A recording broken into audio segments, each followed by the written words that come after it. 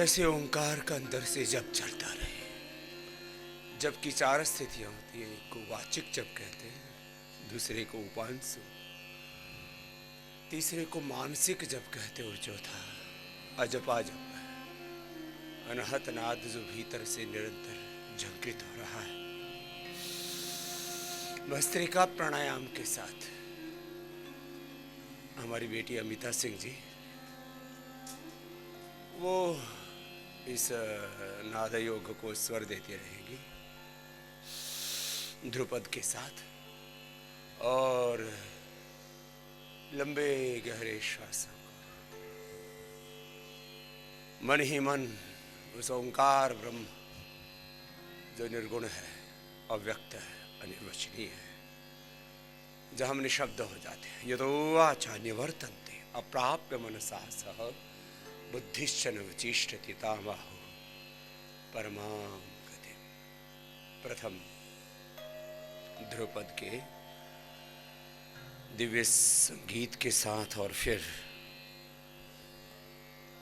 कबीर साहब की एक छोटी सी बंदिश, कुछ पद गाएंगे और हम एक अनुष्ठान की तरह एकाग्र चित्त होकर के, अंतर्मुखी होकर के प्रथम भस्त्रिका और फिर कपालभाति पूर्वक योग में पूरे समाहित होते हुए योग के साथ अपने अंतर चेतना से, अपने अंतरात्मा से, और अंतरात्मा में वह जो परमात्मा उसके साथ एकात्म होकर के, दृष्ट बहुत शक्तिशाली है लेकिन दृष्ट से अनंत गुना शक्तिशाली है अदृष्ट, और योग से हम उस अदृष्ट के साथ एकात्म हो जाते, जुड़ जाते। योग मन यूनिटी,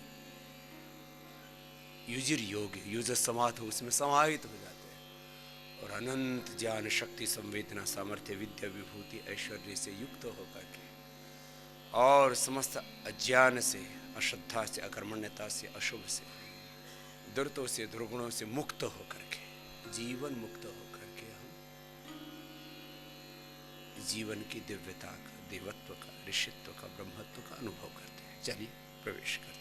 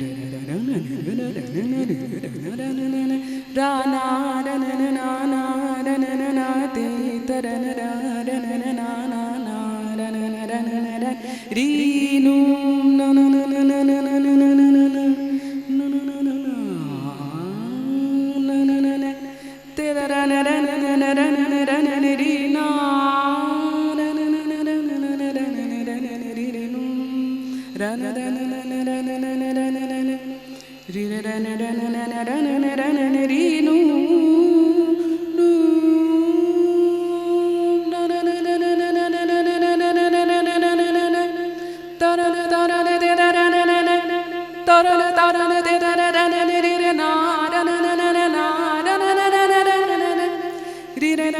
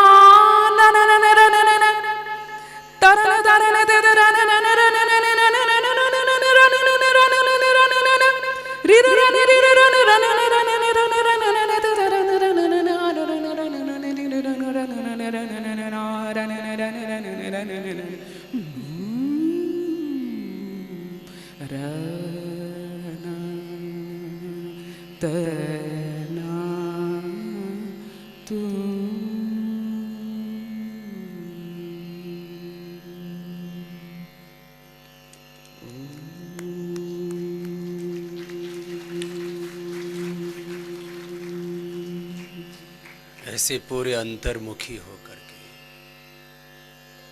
प्राणों के साथ प्रणव की आराधना करते हैं, मूलाधार से लेकर के सहस्रार तक। जैसे कबीर साहब ने कहा, ईड़ा, पिंगला और सुषुम्ना, ये तीनों नाड़ियां जब मूलाधार से जागृत होती है, जो शक्ति का केंद्र है, स्वाधिष्ठान और मणिपुर से होती हुई अनहत विशुद्धि आज्ञा भ्रकुटी और सहस्रार तक, अष्टाचक्रा नवद्वारा देवानां पुरयुध्या तस्यां हिरण्यः कोशः स्वर्गो ज्योतिषावृतः। मूलाधार से सहस्रार तक ये जब अंतर्नाद झंकृत होता है, उद्बुद्ध जागृत होता है, तभी देह देवालय शिवालय बन जाता है। उसी को एक पद के माध्यम से, बंदिश के माध्यम से कबीर साहब ने गाया है, तो उसको स्वर दे रही है बेटी अमिता सिंह महापात्रा जी। तो आइए कपालभाति ऐसे लयबद्ध होकर के निरंतर करते रहे, अंतर्मुखी होकर के, स्थित प्रज्ञ होकर के, भगवत शरणागति, सर्वधर्मान् परित्यज्य मामेकं शरणं व्रज अहं त्वा सर्वपापेभ्यो मोक्षयिष्यामि। कपालभाति पूरी एकाग्रता के साथ, ये जो योग है उसको एक साधना की तरह करना, एक भक्ति की तरह, एक उपासना की तरह, एक अनुष्ठान की तरह, एक यज्ञ की तरह करना।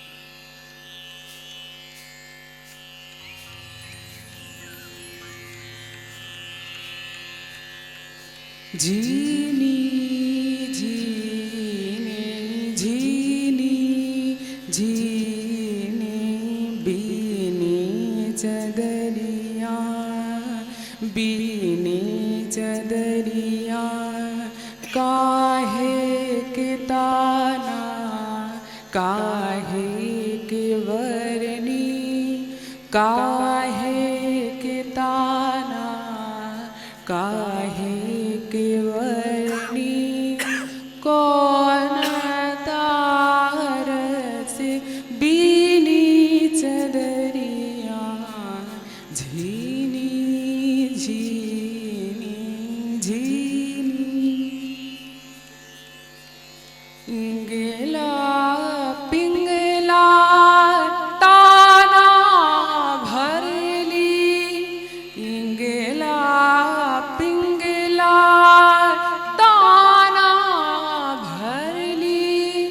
सुषमन तारस बीनी चदरिया झीनी झीनी झीनी आठा कमल दल चरखा डोले आठा कमल दल चरखा डोले पाँच तत्व गुणी कीनी चदरिया झीनी झीनी झीनी जो चादर सूर नर मुनि ओढ़ी जो चादर सूर नर मुनि ओढ़ी के मैली कीन्ही चदरिया ओढ़ी के मैली कीन्ही चदरिया दास कबीर जतन से ओढ़ी दास कबीर जतन से ओढ़ी के मैली कीन्ही चदरिया झीनी झीनी झीनी झीनी बीनी चदरिया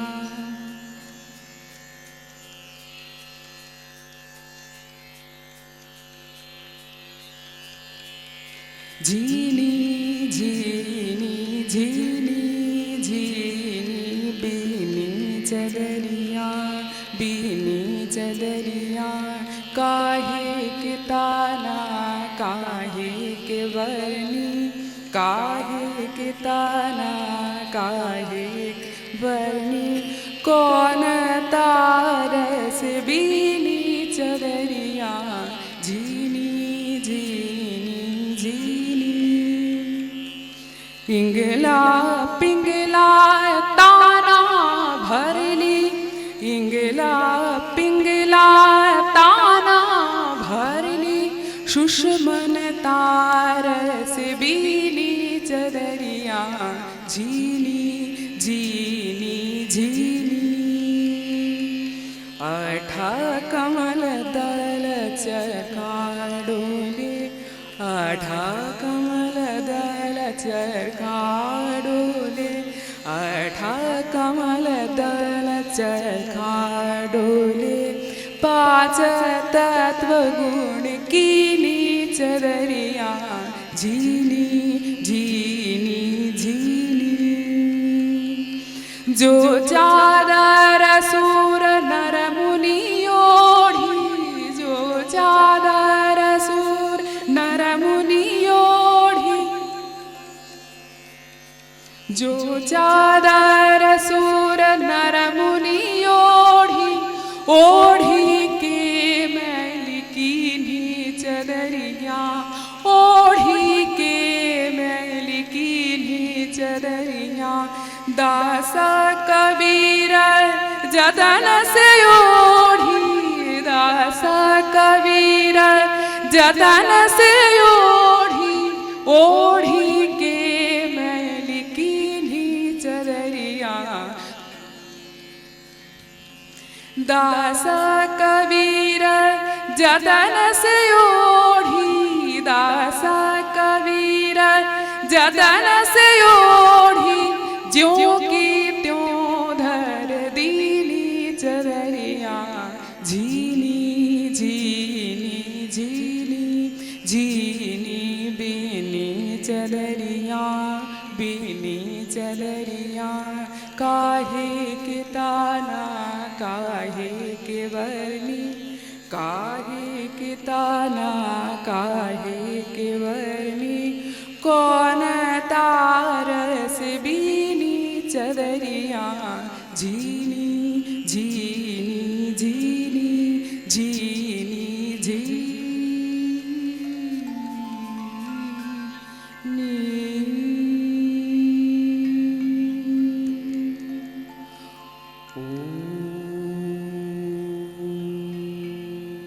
तो हम भी ऐसी इस चादर को ओढ़ के रखें दास कबीर की तरह, कि इस पे कोई मैल ना लगे, कोई रोग का, कोई विकार का, कोई तमस ना आए इस पर। कपाल भाती के साथ चलो अनुलोम विलोम करते हैं और एक शिव का पद सुनाते हैं। एक छोटी सी बंदी शिव की, अनुलोम विलोम करो सब सीधे बैठ के, और धीरज के साथ, धैर्य के साथ, श्रद्धा के साथ, भक्ति के साथ एक अनुष्ठान की तरह से योग करें।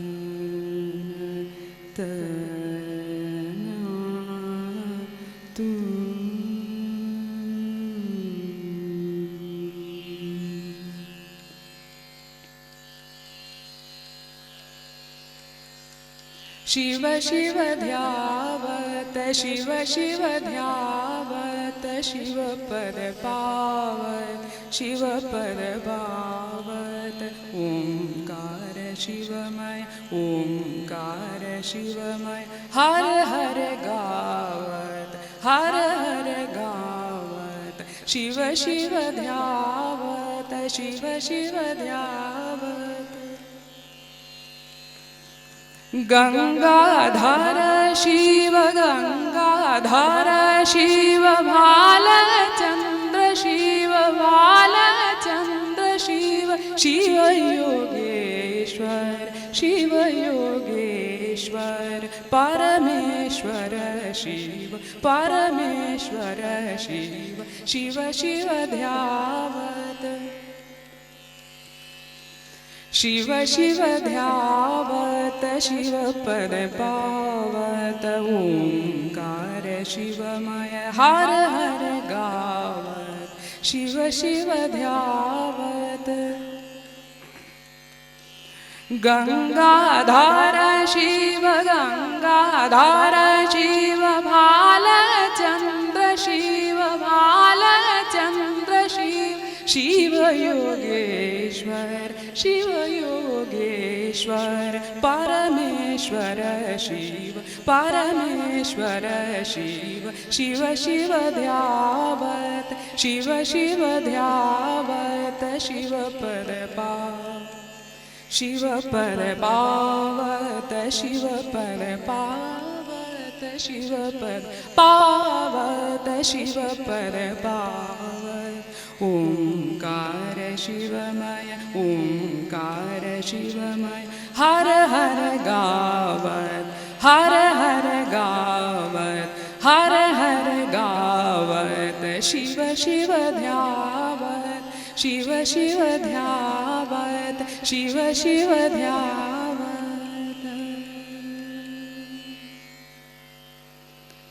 ओ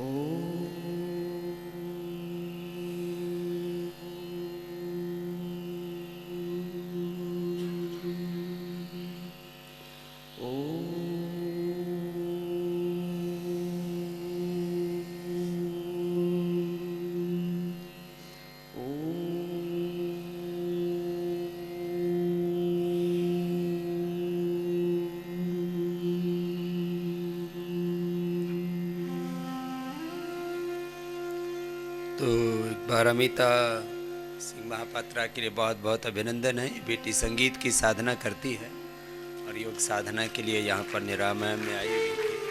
प्रणाम। बहुत बहुत आशीर्वाद बेटा।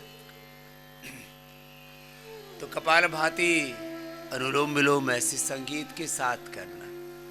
एक पद और गा दो बस, खाली मन का मान त्यागो। हाँ, तो देखो योग सारी दुनिया जीती है मन के स्तर पर, विचारों के स्तर पर, और मन के पार है योग। मेरे साथ बोलो, योगश चित्तवृत्ति निरोधा। हाँ, योग कहाँ से शुरू होता है? जहां तन और मन की सीमाएं समाप्त हो जाती। आज से करीब 20 साल पहले राजकिशोर जी, पता नहीं कौन है, एक बड़े अच्छे लेखक हैं, तो वो उस समय कभी कभी अखबार पढ़ लिया करता था। तो उन्होंने एक बड़ा सा लेख लिख रखा संपादकीय में कि मैं योग नहीं करता। और उन्होंने तर्क दे रखे कि योग में तो मन मर जाता है, और जहां मन ही मिट जाएगा, मन में ही सब कामनाएं, मन में ही सब इच्छाएं, मन में ही सब विचार है, और मन में ही सारा संसार है। तो मैं ऐसा योग नहीं करता जहां मन को भी मार दिया जाता है, लेकिन मन के पार एक बहुत दिव्य संसार है। तो चलो सीधे बैठो। नानक ने भी ऐसा ही गाया है, कबीर ने ऐसा ही गाया है, दर्शन उपनिषदों वेदों ने भी ऐसा ही गाया है जो अभी मैं बोल रहा हूं। योग चित्त वृत्ति निरोधा यतो वाचा निवर्तन्ते अप्राप्य मनसा स बुद्धिश्च न विचेष्टते तामाहुः परमां गतिम् न तत्र वाग् गच्छति न मनो न विद्मो न विजानी। योग करते करते तन की मन की सुध बुध भूल जाए। पंचभौतिक देह और इस पंचभौतिक देह के पंच तन्मात्राओं और पंच तन्मात्राओं के भी जितने भी घटक, उनके संघात से बने जितने संसार के पदार्थ, नाम और रूप है, उन नाम और रूपों में ब्रह्म को अनुभव करते हैं। ये एक सत्य है, ये अपर ब्रह्म है, और उपरात पर ब्रह्म सब नाम रूपों के भी पर है। यथा नद्यः संदमानः समुद्रे अस्तं गच्छन्ति नाम रूपे विहाय तथा विद्वान्नाम रूपाद् विमुक्ताः परात् परम पुरुषमुपैति दिव्यम। नाम और रूप की पार वो पर ब्रह्म है।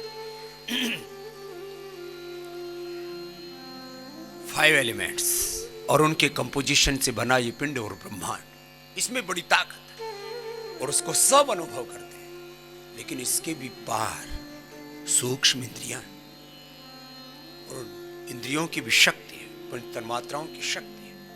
पंच तन्मात्राएं, पंच ज्ञानेन्द्रिय, पंच कर्मेंद्रिय, शब्द स्पर्श रूप रस गंध के भी पार, पाणी पाद वायु वस्त वाक के भी पार, मन बुद्धि चित्त अहंकार और पंच प्राण और पंच उपप्राण उसके भी पार। एक अव्यक्त सत्ता है, अनिर्दिष्ट सत्ता है, अनिर्वचनीय सत्ता है, निर्गुण सत्ता है। उस निर्गुण ओंकार ब्रह्म में एकाकार होकर के जब हम उसकी परिधि में आ जाते हैं, फिर ये सारी व्याधियां निरस्त हो जाती हैं। ये एक बहुत बड़ा विज्ञान है। इसलिए कहते हैं योग रोग का भैर है। भगवान का नाम सबसे बड़ी औषध है, वो यहां से शुरू होती है यात्रा। इसलिए कहा जाता है योग फॉर बॉडी एंड योग फॉर बियॉन्ड बॉडी। देहातीत है योग, भावातीत है योग, गुणातीत है योग। और उसी को पदों में गाया है हमारे महापुरुषों ने। चलो आप कपालभाति ऐसे लय के साथ करो, अंतर्मुखी हो करके, और जिस अंग प्रत्यंग में रोग समाया हो उसके निरस्त होने का, उसके पराभव का संकल्प, उस रोग के पार, आत्मा परमात्मा के पार। चलो एक बार, क्योंकि आपकी इतनी कैपेसिटी है बैठने की, तो पैरों को एक बार सामने खोल लो।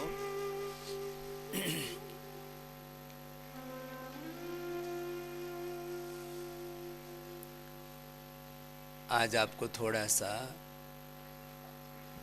लयबद्ध होकर के, एकाग्रचित्त होकर के, अंतर्मुखी होकर के कैसे योग करना है, तो संगीत का आलंबन लेकर के ओंकार ब्रह्म का आलंबन, और फिर आपको योग के एक दूसरे तत्व के संदर्भ में अनुभव कराना चाहते हैं। अंगुलियों का अंगूठों को तो थोड़ी देर ऐसे आगे पीछे दबा लो, 10-10, 20-20 बार कर लो। तो जरा अब 5-10 मिनट और गंभीरता से मेरी बात सुनना।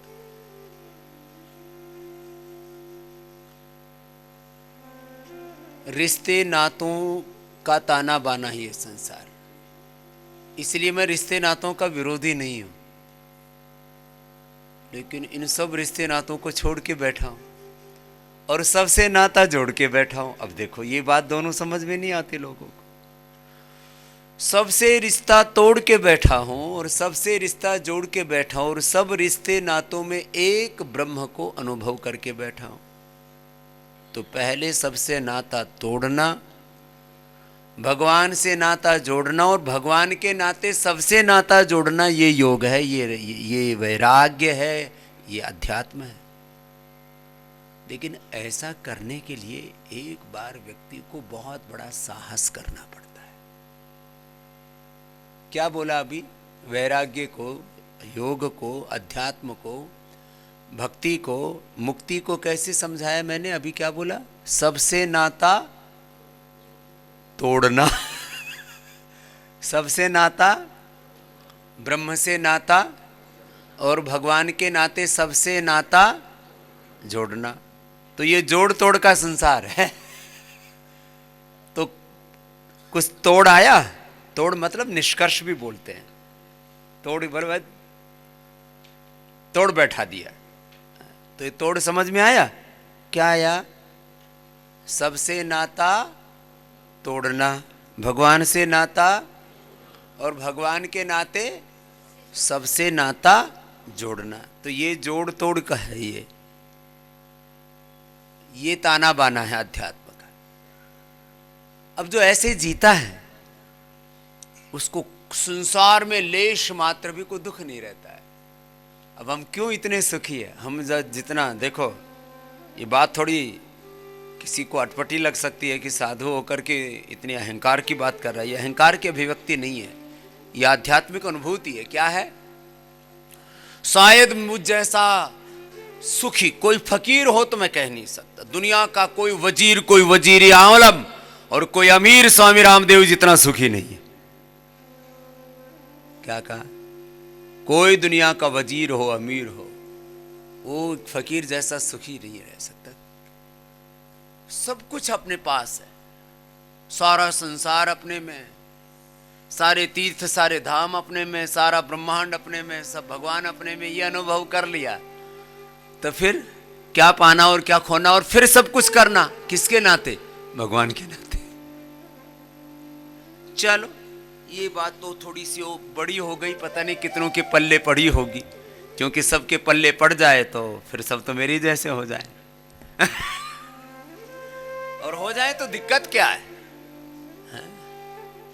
चलो, लेकिन थोड़ा इससे आगे जोड़ते आपको, जो आपकी सबको समझ में आएगी। ये तो बात थी सहज समाधि की, सहज योग की, सहज मुक्ति की। मुक्ति माने छूटना। मुक्ति क्या? बोलो। सारी बुरी चीजें, दुर्विचार, दुर्भावनाएं, दुर्गुण, दोष, सारा अशुभ छूट गया, मुक्त हो गए। तुम भी हो जाओ। इसलिए मेरी पहली शर्त होती है, योग ग्राम में आओगे तो मुक्त होकर के आओ। मैं मृत्यु, मैं क्या हूं? बोलो। मृत्यु। आचार्यो मृत्यु वरुणा सोम औषधयः पयः। अथर्ववेद में खुद भगवान ने ब्रह्मचर्य सूक्त में कहा, आचार्यो मृत्युर्वरुणा सोम औषधयः पयः जीमूता संसत्वानः तैरिदं स्वराभृतम्। तुम अमृत पाना चाहते हो ना, पूर्ण आरोग्य पाना चाहते हो, तुम सब रोगों से, दुखों से मुक्त होना चाहते हो, इसलिए मेरे पास आए हो। रोग से तो मुक्त होना चाहते हो, दुख समझ में आए या ना आए, रोगों से तो दुख होता है, ये बाकी संसार के अलग अलग दुख अलग है।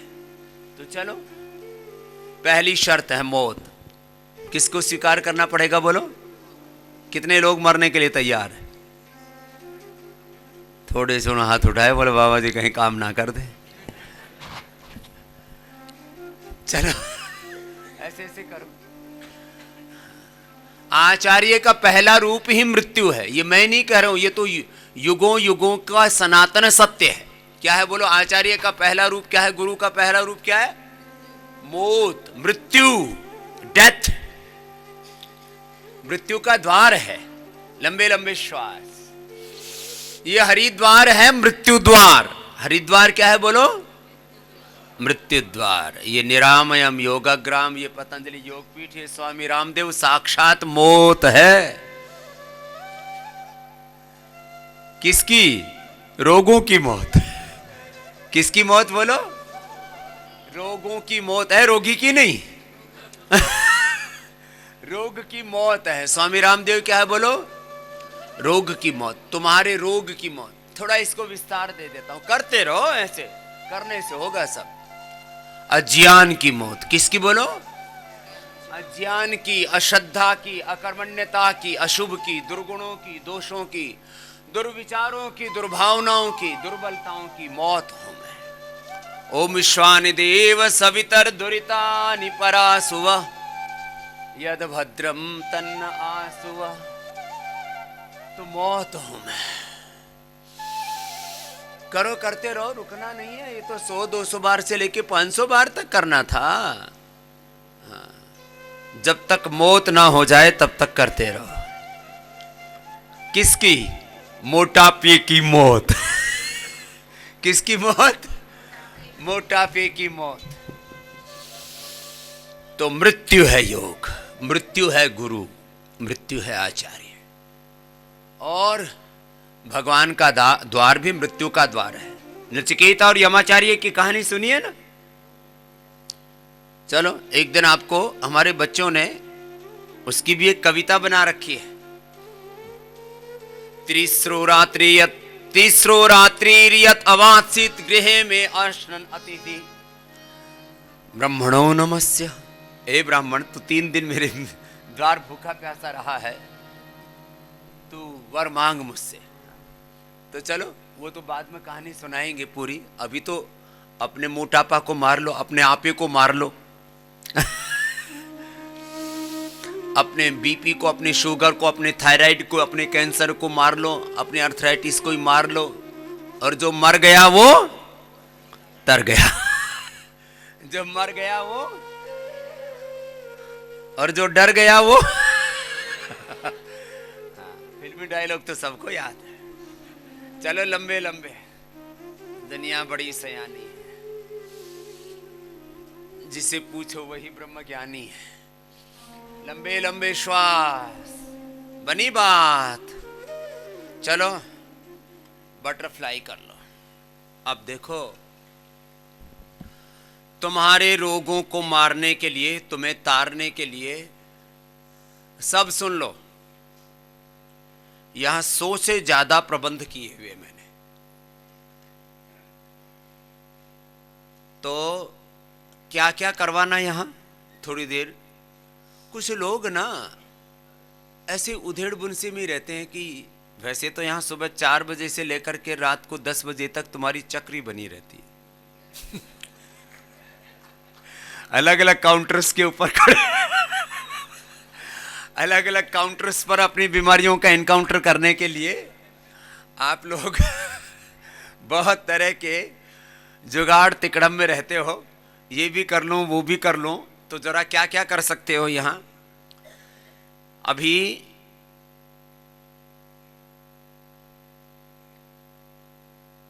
थोड़े से लोगों की सिरोधारा होती है, बहुत जल्दी ही। अभी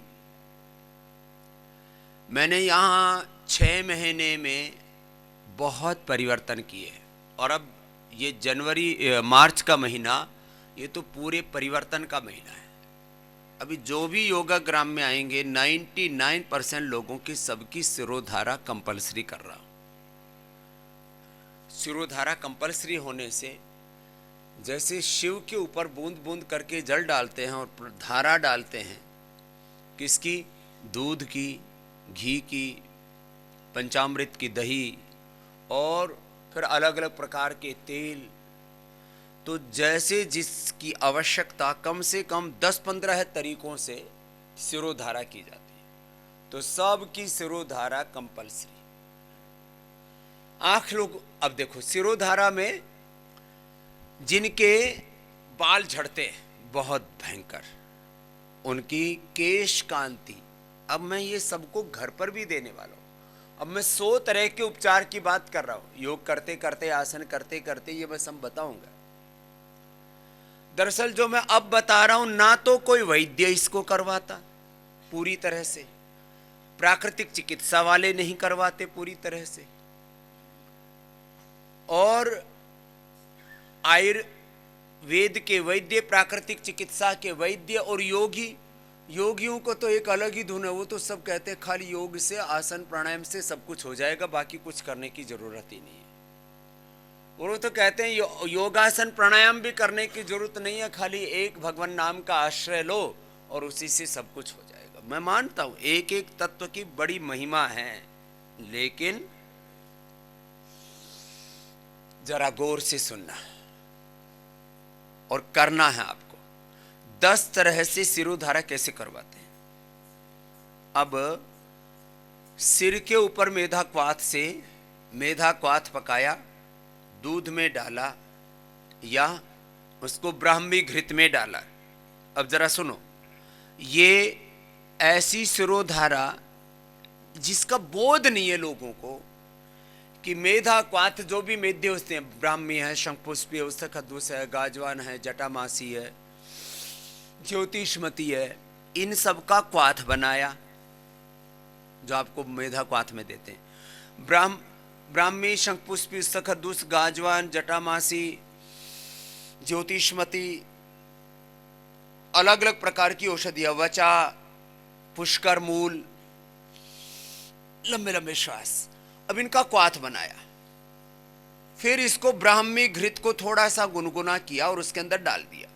जिनकी कफ प्रकृति है, वात प्रकृति है, उनको थोड़ा गुनगुना, और जिनकी बहुत भयंकर पित्त प्रकृति है उनको गर्म करके ठंडा कर दिया। अब तो मौसम बदल रहा है, तो ब्राह्मी घृत से शिरोधारा करवाया और उसी मेधा क्वाथ से हवन करवाया। मेधावटी खिलवाई, मेधा क्वाथ पिलवाया भी, साथ में न्यूरो ग्रिट दे दी, जिसमें एकांग वीर रस, रसराज रस है, वसंत कुसुमाकर है, मोत पिष्टि है जिसमें रजत भस्म है, और ज्योतिषमती का एक्सट्रैक्ट है, ये न्यूरोग्रिट है, ये न्यूरोग्रिट दे दी। उसका ब्रेन के साथ नर्वस सिस्टम भी वीक हुआ तो इम्यूनोग्रिट दे दी, जिसमें जीवक, ऋष्वक, रिद्धि, वृद्धि, मेधा, महामेधा, काकोली, क्षीर काकोली है, विदारी कंद, वराही कंद, अश्वगंधा, शतावर, सफेद मूस, लिकोंच के बीज, बला बीज, और जिसमें अमृता है।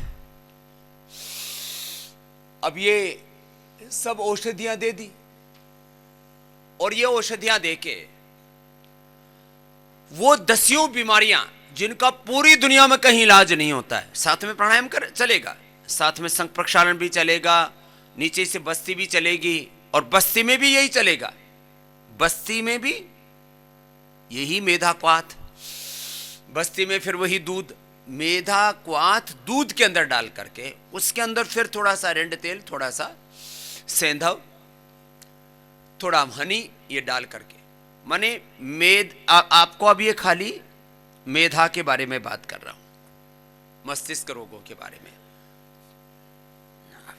ये सब कर दिया तो हमने लोगों की एपिलेप्सी दूर कर दी। और अभी एपिलेप्सी के 50 पेशेंट मैं लेने वाला हूं।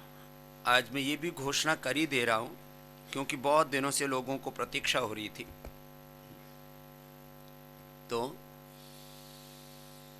29 को सब आ जाएंगे। 30 तारीख से कार्यक्रम शुरू हो जाएगा। एपिलेप्सी, पार्किंसंस, इन डिजीज को मैंने अच्छा किया है, और मैंने भी व्यापक तौर पर पहली बार अच्छा किया है, इसलिए कह रहा हूं आपसे। ये सूक्ष्म व्यायाम करवाया, लेकिन आपको अभी 15-20 मिनट अनुलोम विलोम करना है। ये कम करते हो आप लोग, इधर उधर की उधेड़ बुन में लगे रहते हो। आसन बाद में होंगे सारे, अभी अनुलोम विलोम करो। कितनी देर? 5 सेकंड लेने लंबे हैं, कुछ ऐसे कर दे। ये क्या सब नाटक कर रहे हो? इससे कुछ नहीं होगा। ऐसे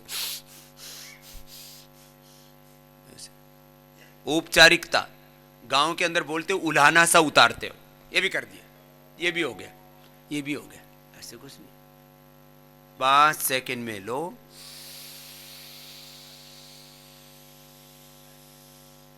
इतना होता है। 5 सेकंड में छोड़ो।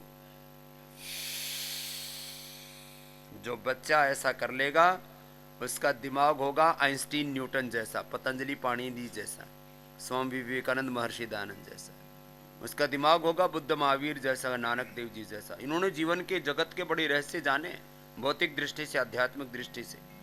गौतम, कणाद, जैमिनी, पाणिनि, पतंजलि जैसा आपको दिमाग चाहिए, आपको आइंस्टीन न्यूटन जैसा दिमाग चाहिए। ये बच्चों के लिए बोल रहा हूं। जवानों को, जिनको बहुत शार्प ब्रेन चाहिए,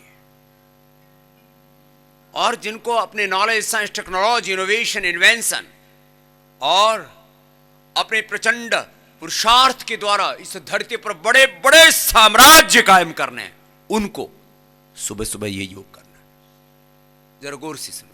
और सब जितने रोगी हैं उन सबको करना है। क्या क्या होता है इससे? इससे एपिलेप्सी दूर हो जाती है। राइट लेफ्ट ब्रेन पूरे एक्टिवेट हो जाते हैं। ब्रेन का, ये मैं नहीं कह रहा, ये संसार के सारे साइंटिस्ट जो शरीर तंत्र पर, जो मस्तिष्क पर और मानवीय शक्तियों, प्रतिभाओं पर जो निरंतर अनुसंधान कर रहे हैं, वो कर रहे हैं कि हर एक इंसान 2 से 5% अपने ब्रेन का इस्तेमाल करता है। 7% तक भी शायद ही कोई पहुंचते हैं, बिरले। वो सारे संसार के 800 करोड़ की आबादी में मुश्किल से 8 लोग होंगे जो 7-8% तक पहुंचते होंगे। अब बताओ, 1-2% में सारा संसार चल रहा है, और 3 से 5% में सारी पढ़ाई लिखाई हो लेती है तुम्हारी। कितनी कठिन हो। अब ये हम योग करवा करके, ये जो सब थेरेपियां करा करके आपके ब्रेन को एक्टिवेट करते हैं। ब्रेन में डिजनरेशन हो रहा है, उसी से डिमेंशिया हो रहा है। अब लोग कहते हैं डिमेंशिया की कोई दवाई नहीं। लोग कह रहे हैं डिमेंशिया की कोई दवाई नहीं, अल्जाइमर की कोई दवाई नहीं,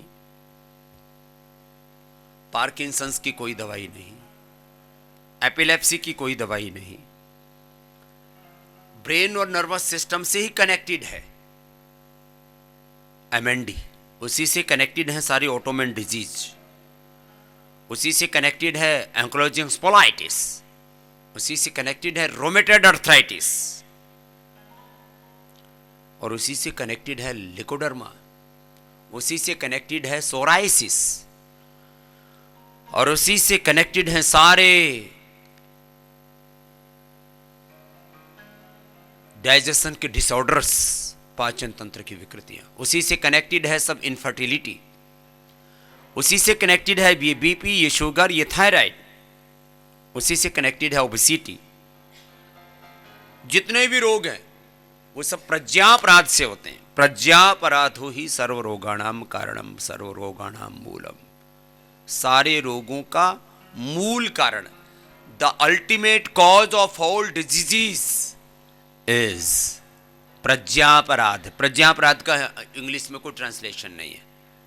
वो स्ट्रेस, एंजाइटी, डिप्रेशन ऐसे अलग अलग शब्द बोलते हैं। Stress is the main cause of all diseases. अब वो स्ट्रेस को परिभाषित ही नहीं कर पाए अभी तक। धी, धृति, स्मृति की विकृति, अभी तक तो उनको इसका धर्म का एक कोई अध्यात्म का, भगवान का कोई उनको शब्द नहीं मिला है।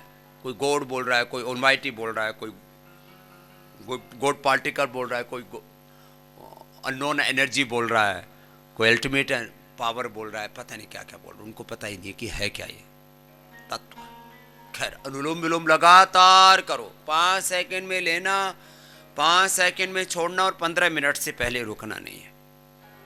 अभी मैं 50 पार्किंसंस के रोगी, 50 एपिलेप्सी के रोगी, 50 एमएनडी के रोगी और 50 एंक्लोजिंग स्पोलाइटिस के रोगी, 50 लिकोडर्मा और 50 रोमेटॉइड अर्थराइटिस। ये ऐसे रोगी हैं जिनकी पूरी दुनिया में कोई दवाई नहीं है। इन्हीं में से बहुतों को डिमेंशिया भी हो चुका होगा, बहुतों को अल्जाइमर भी हो चुका होगा और दूसरे न्यूरो प्रॉब्लम्स हो चुके होंगे, और इनको हमने ठीक कर दिया है।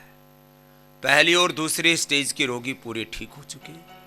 जो third stage, first and second stage के रोगी ठीक कर चुका हूं मैं। एपिलेप्सी में तो कोई स्टेज बाकी नहीं रही है। बाकी एमएनडी आदि में जो थर्ड और फोर्थ स्टेज है बड़ी डेंजर होती है।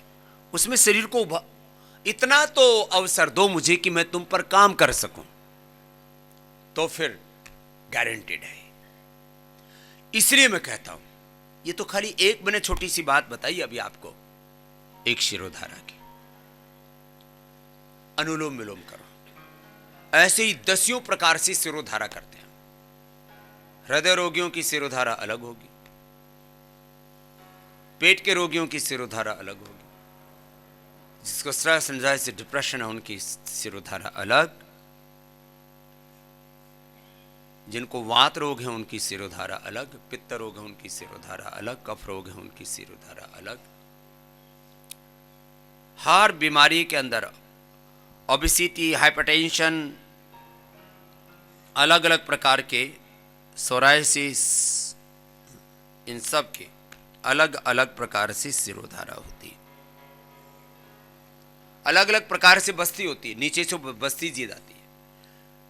अलग माने योग चिकित्सा, यज्ञ चिकित्सा, प्राकृतिक चिकित्सा, आयुर्वेद चिकित्सा को एक साथ स्वर देने की कोशिश कर रहा हूं। बड़ा कठिन विषय है ये। 10 प्रकार से बस्ती हम कराते हैं। सामान्यतः प्राकृतिक चिकित्सालयों में पानी का एनेमा देते हैं। थोड़ा किसी ने थोड़ा बहुत किसी गुरु से सीख लिया हो तो नीम का एनेमा दे देते हैं, या त्रिफला का एनेमा दे देते हैं, नींबू का एनेमा दे देते हैं। इससे ज्यादा कोई जानते थे नहीं। हम कम से कम 20-25 प्रकार से एनेमा देते हैं, और एनेमा के साथ उत्तर बस्ती भी कराते हैं। अनुलोम विलोम लगातार करो, रुकना नहीं। और त्रिफला और गोधन अर्क से तो एक विशेष प्रकार से हम बस्ती कराते हैं। उससे पहले मात्रा बस्ती कराते हैं, उसकी तैयारी अलग होती है। कोई रोग बाकी नहीं रह सकता, स्त्री हो या पुरुष हो। बहुत तरह से होती है। और ये बस्ती 10 तरह से होती है। योनि से भी बस्ती की जाती है। योनि से बस्ती दी जाती है। पुरुषों को मूत्र नली से बस्ती दी जाती है, और स्त्रियों पुरुष दोनों को गुदा से बस्ती दी जाती है। अब ये चीजें योग में वज्रोली आदि क्रियाओं के बारे में थोड़ा बहुत किसी ने सुना होगा, लेकिन उसके बारे में भी लोगों में भ्रांतियां बहुत थी। वज्रोली तो हम ना करते हैं ना करवाते हैं, लेकिन आपको ये बस्ती, ये तो 3 तरह की बस्ती जो योनि से, गुदा से और मूत्र इंद्रिय से दी जाती है। फिर इसके बाद में जानो बस्ती होती है, इसी के बाद फिर उदर बस्ती होती है, इसी के बाद फिर हृदय बस्ती होती है, फिर ये फुफ्फुस बस्ती होती है, लंग बस्ती होती है, फिर ग्रीवा बस्ती होती है, फिर कटी बस्ती होती है। और इस बस्ती में अलग अलग प्रकार के मटेरियल यूज होते हैं, उनकी अलग महिमा है। जिसकी जैसी जरूरत हो, 10 प्रकार की बस्ती, 10-20 प्रकार की, 10-20 प्रकार की शिरोधारा। फिर स्नेहन और स्वेदन भी 20-25 प्रकार से होता है। स्नेहन और स्वेदन अलग अलग प्रकार की औषधियों से वाष्प देते हैं, पूरे शरीर पर देते हैं, नाक में भी देते हैं। फिर अलग अलग प्रकार के तेलों से अभ्यंग करते हैं, तैलाभ्यंग एक होता है, मेडिकेटेड मसाज, फिर उसमें पत्र पिंड मसाज अलग होता है, पोटरी मसाज अलग होता है, मेडिकेटेड मसाज अलग होता है, और उसमें भी जो रूखी सूखी मसाज होती है, उद्वर्तन, वो फिर अलग होता है। कोल कुलत्थ जो त्रिफला, कोल कुलत्थ जो त्रिफला और एकांति लेप हम मिलाते हैं और उससे उद्वर्तन करते हैं। अब इस उद्वर्तन से सभी प्रकार के चर्म रोग, सभी प्रकार के त्वचा विकार, सभी प्रकार का मेद, सभी प्रकार का वात, उसका प्रशमन होता है। वो भी एक प्रक्रिया है, सबको नहीं करनी होती है, लेकिन ये भी करीब करीब 50% रोगों को रिक्वायर्ड है उद्वर्तन। अभी आपको आश्चर्य होगा कि योगग्राम में मार्च महीने के अंत में अभी 1000 रोगी होंगे, तो आपकी सेवा करने के लिए कम से कम 1500 लोगों की व्यवस्था कर रहा हूं। 1000 रोगी, 1500 सेवा करने वाले, और इसको मैं रोज इसको अपग्रेड करता रहता हूं कि ये भी और चाहिए। रोगियों को देखता हूं मैं, रोज मैंने करीब 1.5 से 2 घंटा रोगियों के लिए रखा हुआ है। इससे ज़्यादा मैं समय नहीं दे सकता, बाकी यहाँ सब व्यवस्था कर रहे हैं आपके लिए। अभी वैद्यों की भी संख्या करीब 50 कर रहा हूँ यहाँ पर, 50 वैद्य यहाँ उपलब्ध रहेंगे, और फिर ट्रेनिंग वाले अलग रहेंगे। एक ये निरामयम, ये योगग्राम, ये कोई एक साधारण कोई ऐसा डिटॉक्स सेंटर नहीं है, ये दुनिया का सबसे बड़ा रिसर्च सेंटर है ये, जो बहुत कुछ चल रहा है एक साथ। लाइफस्टाइल डिजीज, जेनेटिक डिजीज और इनक्योरेबल डिजीज को क्योर करने का प्रोसेस, उसकी मैं थोड़ी सी झलक बता रहा हूं आपको यहाँ क्या क्या हो रहा है। क्योंकि बहुत लोगों तो यहाँ योगग्राम में भी 7 दिन आकर के छोटी सी जगह है, यही नहीं पता लगता है यहाँ होता क्या क्या है। कोई कोठड़ियों में घुस घुस के देखते हैं, कहीं देखते हैं इधर तो कोई धुआं सा उठ रहा है, ये क्या हो रहा है? बोले यहाँ यज्ञ चिकित्सा चल रही है। 10 प्रकार की यज्ञ चिकित्सा, यज्ञ थेरापी 10 प्रकार की है। निसंतानों के लिए अलग है, कैंसर के लिए अलग है, अर्थराइटिस के लिए अलग है, मस्तिष्क रोगों के लिए अलग है, अलग अलग, वात पित्त कफ रोगों के लिए अलग है, न्यूरो प्रॉब्लम्स के लिए अलग है, सब यज्ञ थेरापी चल रही है। शिरोधारा की थेरापी बिल्कुल अलग, मैंने बताया। उद्वर्तन की थेरापी अलग तरह की है। 10 प्रकार के स्वेदन चल रहे हैं, 10 प्रकार के लेप चल रहे हैं, मैंने कहा 10-20 प्रकार की मसाज चल रही है। ये सब अलग अलग प्रकार के कार्यक्रम है। नस्य भी 10 तरह के देते हैं। नस्य से लेकर के धूम्रपान नहीं, धूमपान करवाते हैं, नाक में धुआं चढ़ाते हैं औषधियों का, वो बड़ा जबरदस्त होता है। जिसको जरूरत होती है उसको वो भी देते हैं। पहले उसको मसाज करते हैं पूरा, फिर उसको वाष्प देते हैं, फिर उसको नस्य देते हैं, फिर उसको धूमपान भी कराते हैं। ये भी अलग प्रकार की है। नस्य भी 10 तरह के हैं। ये वैसे तो हम धूम्रपान के विरोधी हैं, लेकिन ये अलग औषधीय धूम्र, यज्ञ का धूम्र, ये हम देते हैं। अनुलोम विलोम सब करो, और इस पूरी प्रक्रिया में जल नीति, सूत्र नीति सबकी रोज। अभी सूर्य का त्राटक बंद हो गया था, प्रारंभ मैंने किया था, वहीं से किया था। कैसे ही भयंकर रोग हो, अक्षी तर्पण अलग है, लोग मरने के बाद तर्पण करते थे। जीते जी डंडम डंडा, और मर जाए तो पहुंचाए गंगा। बोले गंगा जी जाएंगे, हाथ डाल के आएंगे, मोक्ष हो जाएगा। हम श्राद्ध तर्पण, बड़ी वैतरणी तरने का कार्यक्रम, कि वैतरणी तर जाएंगे, उसके लिए बहुत तरह के दान पुण्य करते थे। पता लगा वो गाय दान की थी, उसका दूध कोई और ही पी रहा है, बापू भूखा मर रहा है, क्योंकि वो तो गाय पता है किसी और के बंधी हुई है उसका कौन पी रहा है दूध।